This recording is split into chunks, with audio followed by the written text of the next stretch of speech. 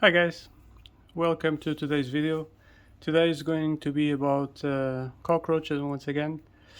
Uh, Today is about the Archiblatta hoeveni, the Giant Malaysian Roach or Van Hovelen's Roach. It's a hobby staple, one of the biggest cockroaches possibly in the world. So, I got these in October 2021.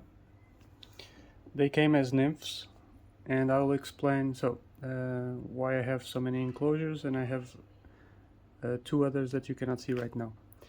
I got 15 nymphs, and I housed them in this Exoterra terrarium with some cork slabs, some twigs. I housed them in an arboreal enclosure, and out of the 15, all of them have survived until now, and they have matured. That's why you see these enclosures here on your right. These are the breeding pairs, and I still have 4 nymphs in here. Let me show you. This will take some time, but if you bear with me.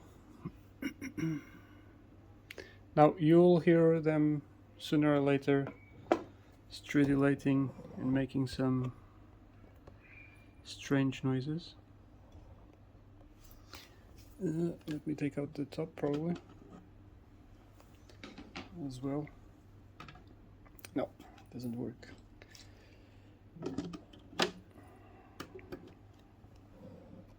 Let me zoom in first. Alright. Take out this big section here. Oh! I have more than 4. I don't know how to count. I have 5. How is this possible? 8, 9, 14? I know. Sorry, I have 6 here. So yeah, of course 15. I'm so dumb. So these have not matured yet. They are on the way. They're on their way. So this here, let me point like this.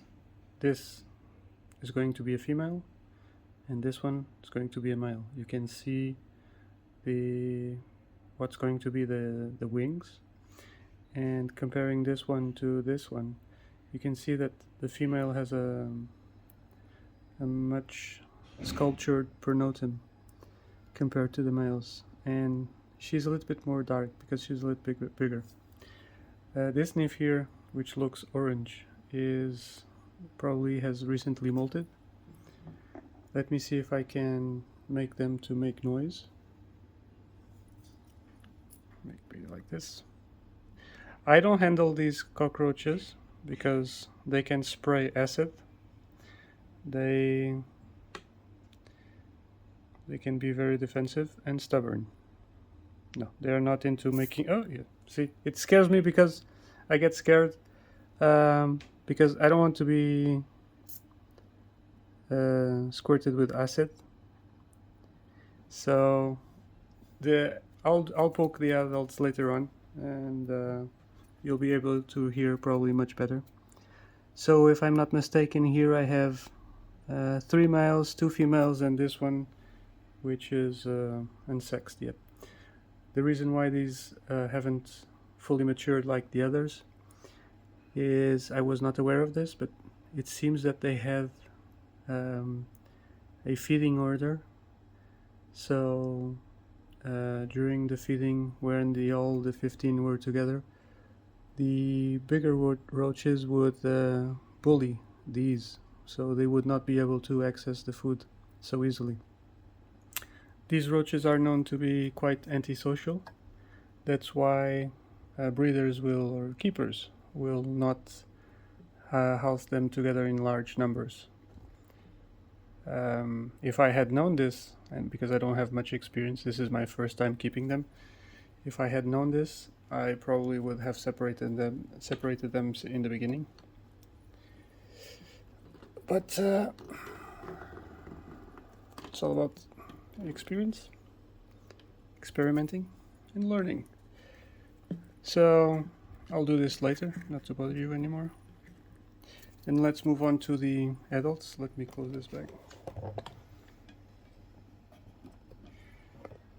Alright.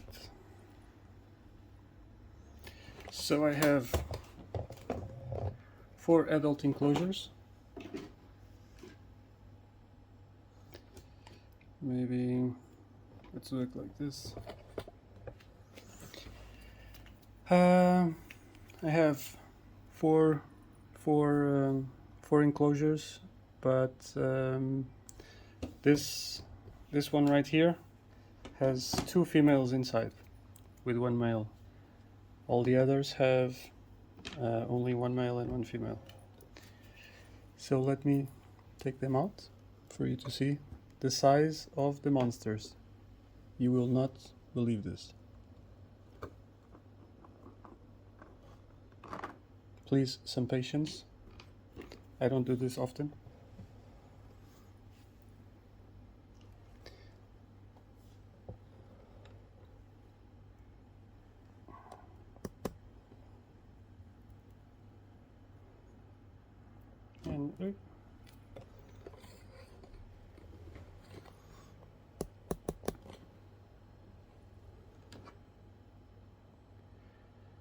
And maybe I wanted to put my hand next to them so you could see the...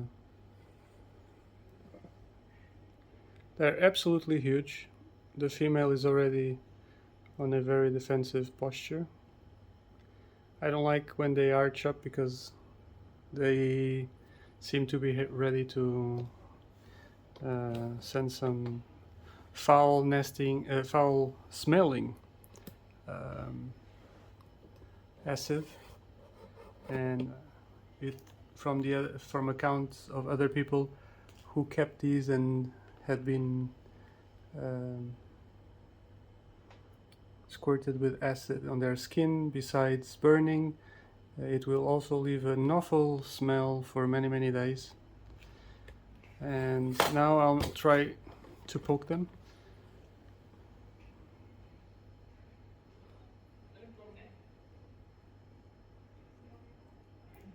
The male is more or less sleeping.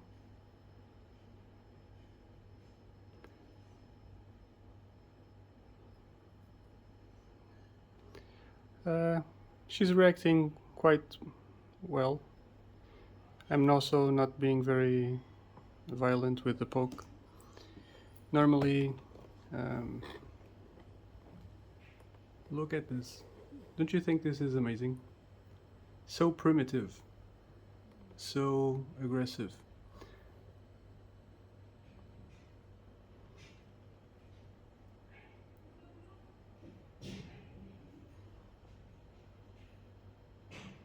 Sorry about all the external noise. It's my neighbors who decided to. So let me put this back up, and I want to see if I can feed them. So normally I feed these roaches a mix of mushrooms, as you can see here, bananas, apples.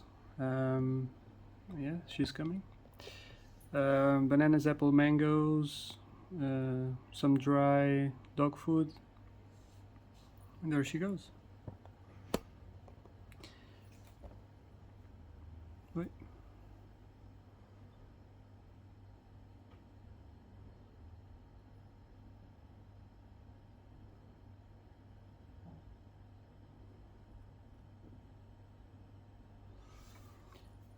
They love oyster mushrooms, not all types of mushrooms, in particular these ones. The ones that seem to have more water content. Wait. The stick.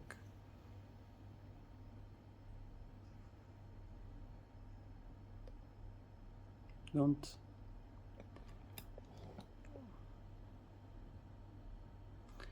And this is great. I'm extremely afraid when they turn their ass towards me. It's not fun. I don't want to be in the way. So I feed them every 2 or 3 days. They are voracious. They love all sorts of juicy fruits. I haven't given them any vegetables yet, I think.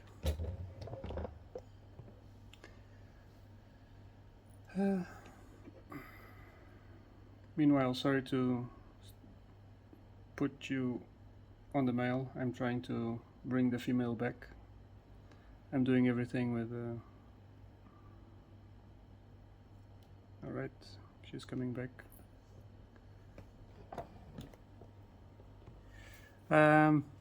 So the first breeding pair is from December, the last breeding pair from middle February, and they have laid together, combined, they have laid already 11 oothicas. All the oothicas are in more or less good shape. I think I made a mistake in the beginning. Well, sorry, they laid 13 oothicas. One of the females ate 2, so I have 11. All the oothicas are in more or less good shape. I, unfortunately, due to my inexperience with this species, overlooked the needed humidity or the conditions in which the oothicas should have been kept for proper hatching. But now that has been taken care of, so I'm hoping to have the first baby nymphs in end of April. Since the reports say that they take around 65 days to hatch. The temperature right now is, I think, 25 or 28 degrees, and meanwhile I'm poking the male to see if he wakes up. The male is also very interesting, has a funny arched position. Yeah, you can see he's a little bit like a hunchback. Just poke him back. Go back. Or at least start eating, like your girlfriend. So only one female hasn't laid any oothicas yet, the youngest of them. All the others have already laid between 4 and 2. So things are going well. And as I told you before, I have 4 breeding pairs with another 2 on their way. So I hope I can be successful in having a good colony, the continuation of a good colony in the future.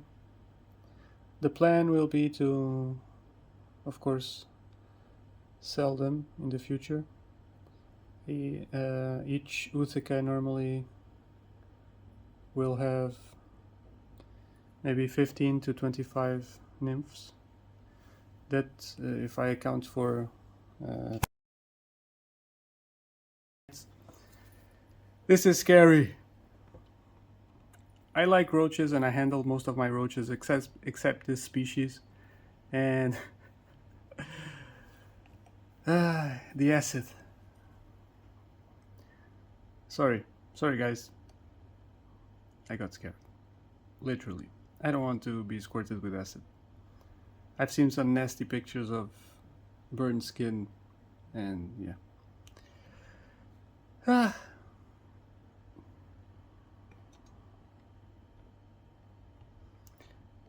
This has been a pretty long video, but I find these roaches so different, so prehistoric. Look at this armored plate over here.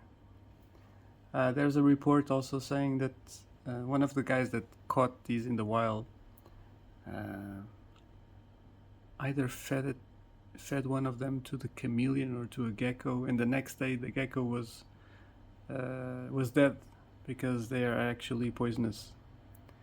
Probably because in the wild they also consume the wild mushrooms that probably have huge amounts of toxic components. So that's why I think they're so plump, because they have nothing to be scared of in the wild. Yeah. So I'm trying to think about other stuff to talk about them. Meanwhile,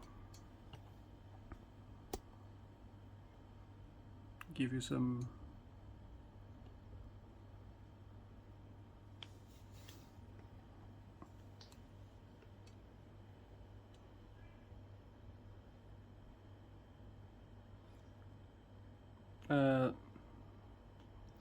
I would say the cost of feeding them is, compared to other roaches, is particularly low on the food. It's pretty cheap over here to buy these mushrooms. Every week I buy a pack, costs around $1. So, and it's more than enough. I think the most expensive part in keeping these is actually the enclosures, since they need a lot of space. They are arboreal. So let me show you. Actually, let me do like this. So the most expensive part is probably the enclosure and having this space to house them, especially if you start having big colonies. Sorry about the fly. There's a fly going around. Normally these enclosures, because of the humidity, they can attract some flies. And this video is already 17 minutes long, and yeah. So, biggest cockroach video ever. So guys, thank you so much for watching. I'm hoping that you are enjoying this the cockroach series as well. I'm trying to go over the ants and the cockroaches in my collection, show you what I'm keeping, how I'm keeping, and leave me in the comment section any questions that you have. And yeah, see you in tomorrow's video about Camponotus Liang Huang, I think. Thank you so much. Before going, I forgot to show you the Uthicas. So I've been keeping them like this. The only one that doesn't look so good, it's this one. A little bit too wrinkled. These two actually. The others look just fine. This is extremely moist. So to help the Uthicas retain their humidity. Okay, bye guys. See you. Thank you.